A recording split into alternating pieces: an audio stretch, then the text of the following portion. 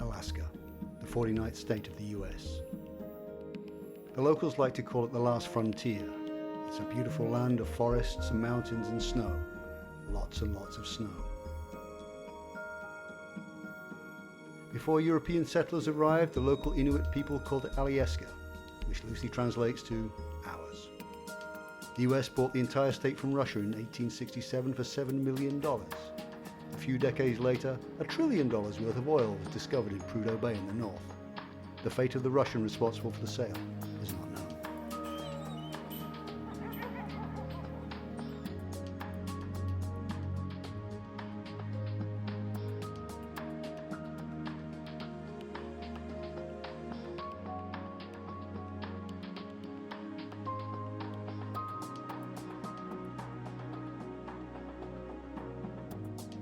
A particular challenge the pioneers faced in the olden days was how to access outside toilets in minus 40 degrees without getting frostbite in awkward places. At the end of every winter, modern Alaskans emerge blinking into the sunlight and pay homage to their ancestors' turn of speed by racing toilets on skis around the streets of Anchorage.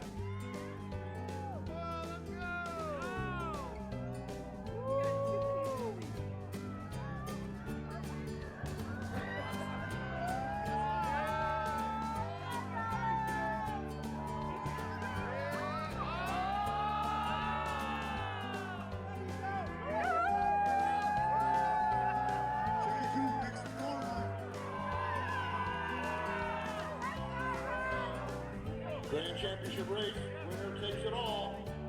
Ready on the line. 3, 2, 1, go!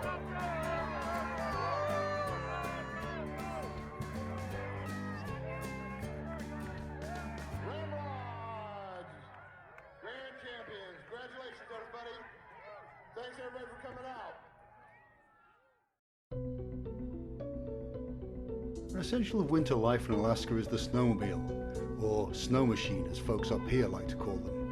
This causes much confusion from visitors, as making more snow is the one thing this place does not appear to require.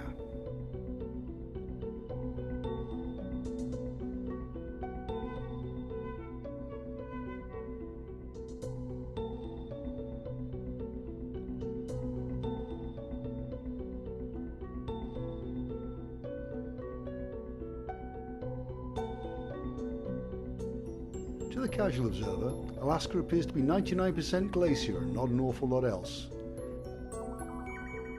But at least global warming is doing its level best to sort that problem out.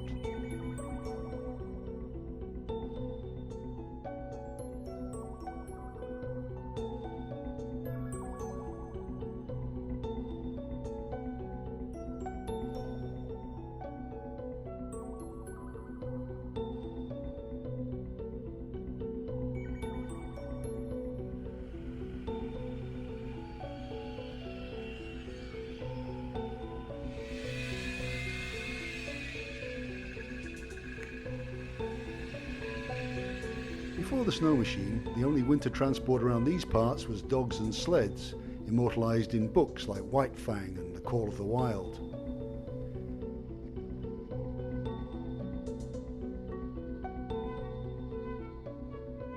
The long partnership of dogs and humans in Alaska is celebrated every year by the running of the Iditarod, a 1,000-mile, 2-week sled race through the frozen tundra from Anchorage to Nome. The race recreates an epic rescue journey to deliver vaccines during a diphtheria epidemic in 1925, which became uncomfortably relevant in 2020. The original sled dogs were Alaskan Malamutes and then Siberian Huskies. Nowadays, the Alaskan sled dog is a mix of many breeds, bred for strength, speed and endurance, but many still carry the characteristic blue eyes of their husky ancestors. The dogs live to run and love to pull. As soon as the harness is dropped on the ground, the dogs rush into position, eager to get on the trail.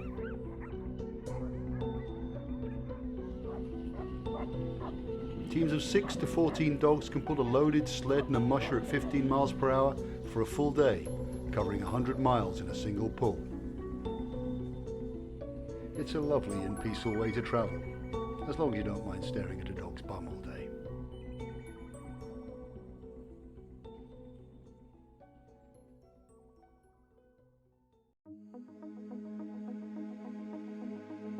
Alaska's snow is unique.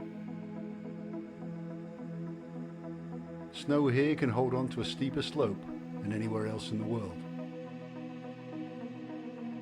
In most parts of the world, snow at an angle of more than 50 degrees rapidly becomes known as an avalanche, but in Alaska, snow can stubbornly stick to slopes of over 70 degrees.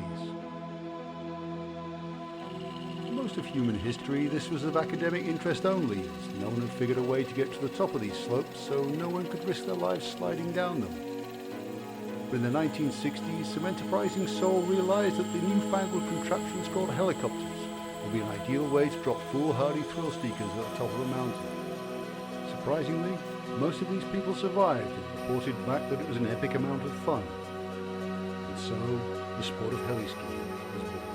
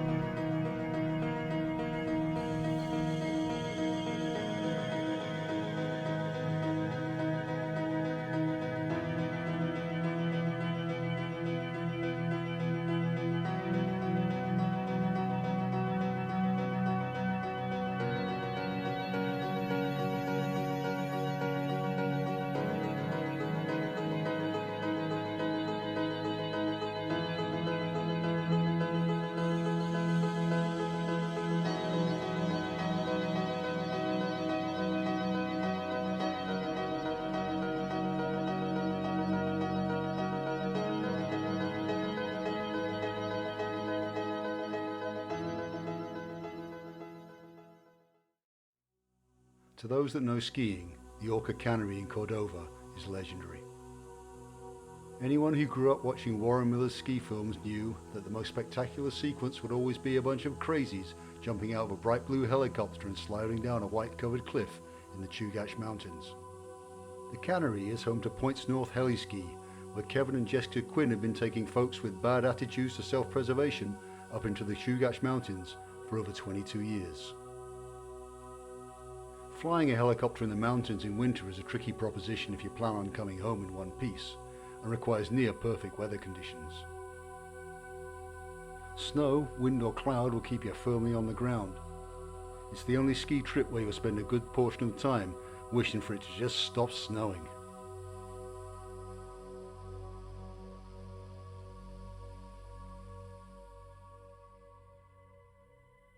But when the day dawns clear and still, Kevin and the guides wake the camp with a gentle blast from the chopper turbines, flying at dawn to survey the snow and plan the day's adventures. One briefing and a hearty breakfast later, it's all aboard the Chugach Express, the greatest ski air in the world. There's 10 runs on that. It's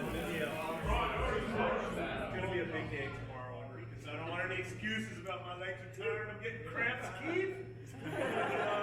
I'll see you in the morning at 7:30 breakfast.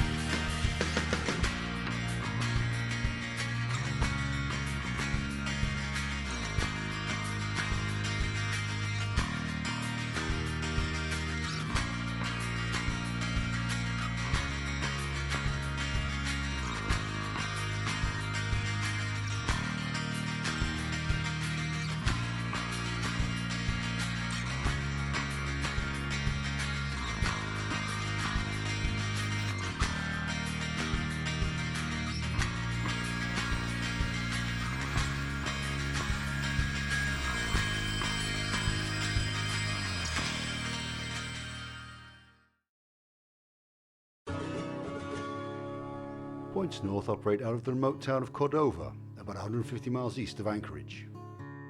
Cordovans are so Alaskan that they think that roads in and out to civilization are for sissies. The only access is by air or sea, and the sea is made of ice cubes for a good part of the year.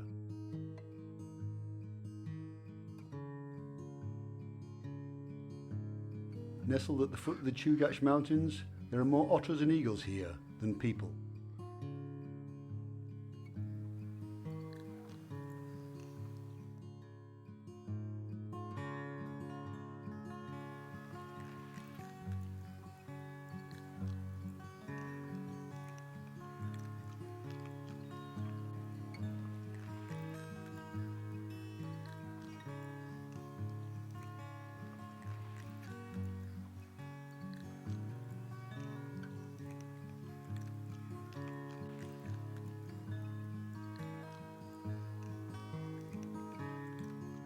It's a gregarious existence in Cordova.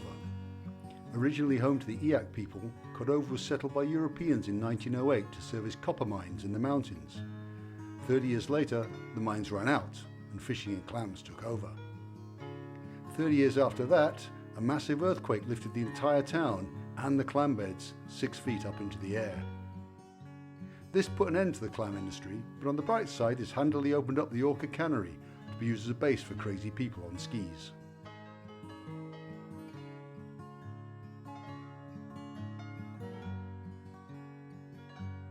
"30 years after the earthquake, Exxon came along and dumped 11 million gallons of oil onto their fishing grounds.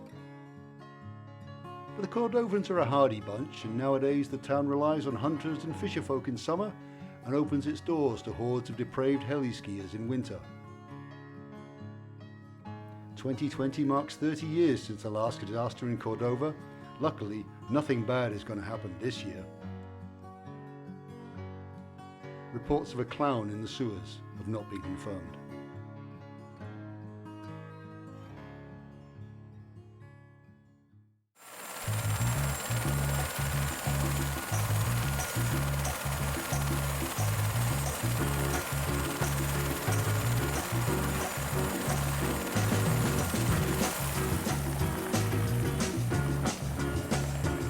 Your love lifted me higher than I've ever been lifted before. So keep it up, quench my desire, and I'll be at your side forevermore.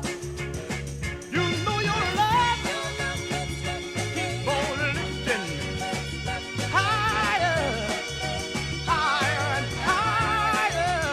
I said your love keep on lifting higher and higher. Listen, now once I was downhearted. Disappointment was my closest friend. But then you came and he soon departed. And you know he never showed his face again. That's why your love keeps on lifting me higher, higher and higher. I said your love keeps on lifting me higher, higher and higher.